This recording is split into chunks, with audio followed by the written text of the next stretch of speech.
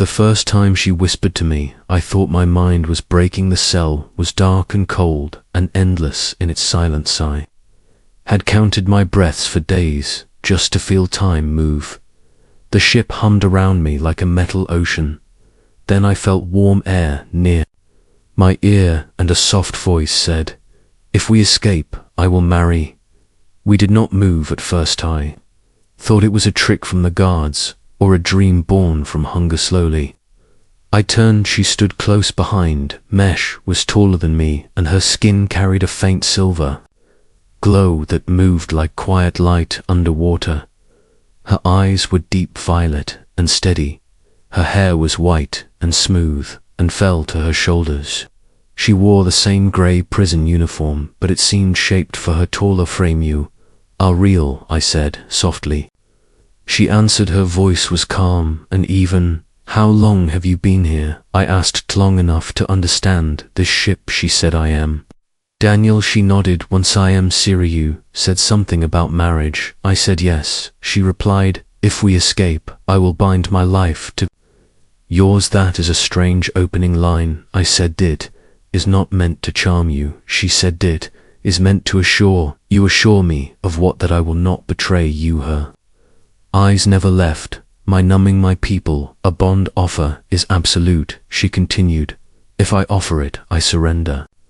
The possibility of turning against you, it is the strongest promise I can make." I studied her face for any sign of deception. There was none. "Why me?" I asked. "Because you are human," she said. "Your species adapts quickly. You survive impossible odds. You change when cornered instead of breaking. You have watched me," she said. Before I could respond, "You map the room with your eyes. You test the wall panels. You count the seconds between drone patrols. You are already planning." I looked away. "Planning keeps me sane." I said. "Good," she replied. "Then listen carefully." She explained that the guards relied almost entirely on automated systems. They trusted machines more than their own reflexes. The prison sectors were sealed by bioelectric locks that required two synchronized neural signatures alone. She could not open them together. "We could." "How do you know that?" I asked. "Because I accessed a maintenance channel during transfer," she said. "I learned enough, but I need another mind to resonate with mine." "Resonate?" I repeated. "Yes," she said. "Our neural fields must align in harmonic phase. You must focus on my breathing and clear your thoughts. If you resist, the alignment will fail." "And if we fail?" I asked. "Said I," she said, without hesitation. Her honesty steadied me. "When do we start?" I asked. "Now." She said. "For days we practiced in whispers. We sat across from each other in the dim blue light. She taught me to breathe in slow cycles. She told me to imagine my thoughts as water settling into stillness. At first my mind raced. Memories of Earth came in waves. My family, that captured the flash of light that tore through our transport ship. She would gently say, "Focus," and I would try again. Slowly I began to feel a faint pressure at the edge of awareness, like standing close to another heartbeat.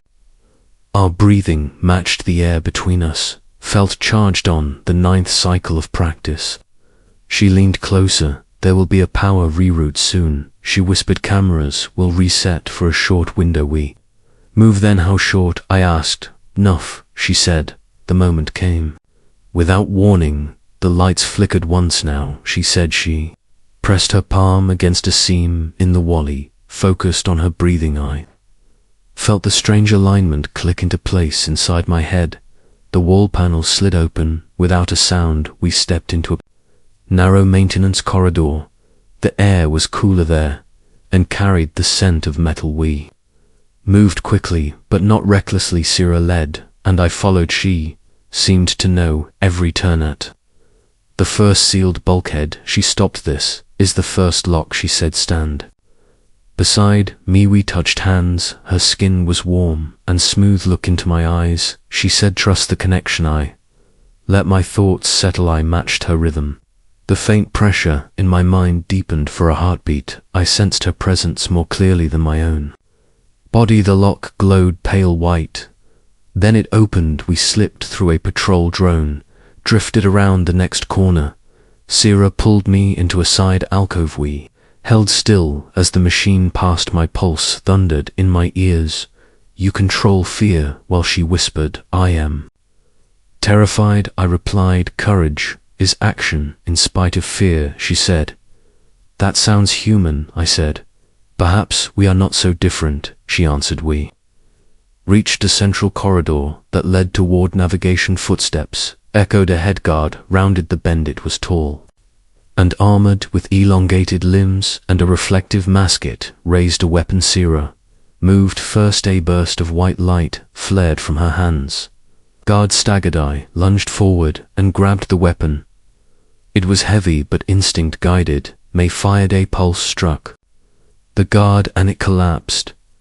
Stared at the fallen figure. You adapt quickly, she said. Let us keep moving. I replied. Inside the navigation chamber, she placed both hands on a circular console. Symbols flared across its surface. Her eyes brightened. I am overriding. Course control, she said, setting destination to the nearest human colony.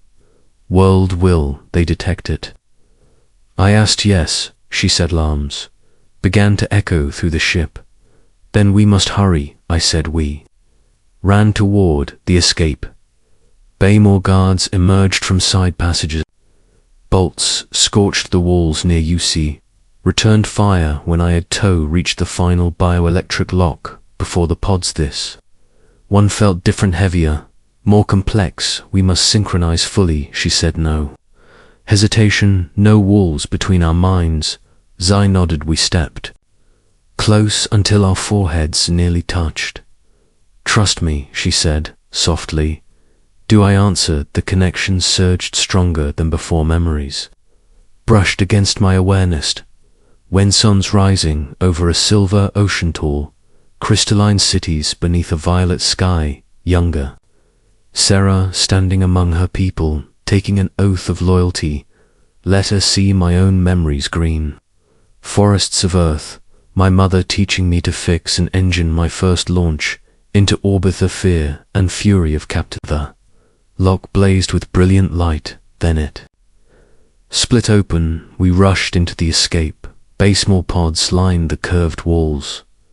Sierra activated the nearest one. The hatch slid open. Inside, she commanded. We sealed the pod as heavy footsteps thundered into the Batha launch sequence. Engaged with a violent shudder, the pod shot away from the prison ship's. Silence followed except for the steady hum of propulsion through the viewport. The massive vessel shrank into the distance. We floated free among the stars. Did we succeed? I asked. Yes, she said. We are beyond their immediate reach. I exhaled slowly. My hands trembled now that the danger had passed. Sierra turned to face me in the small cabin. In my culture, a vow made under mortal risk is sacred, she said. I offered you marriage. If we escaped, we have escaped. I studied her face. There was no calculation there. No, only sincerity. You barely know me, I said. I know your courage, she replied. Know your discipline. Have touched your memories and allowed you to touch mine. Among my people, that depth of understanding often takes years. Humans are slower with such bonds, I said. We value choice and time. Then choose with time, she said. My offer stands without pressure. I will not withdraw. It smiled, despite the exhaustion pulling at me. On my world, marriage usually begins with shared meals and long conversations, I said. Then, when we reach your colony, you will share those with me, she replied. After that, I asked Tafta that we build a life defined not by captivity but by freedom, she said. The navigation display showed up. Trajectory toward a distant human world. Rescue signals were already broadcasting. For the first time since my capture, hope felt solid instead of fragile. I reached for her hand again, not for synchronization, not for survival, just because I wanted to. She held it firmly to beings from different stars, drifting toward an uncertain future.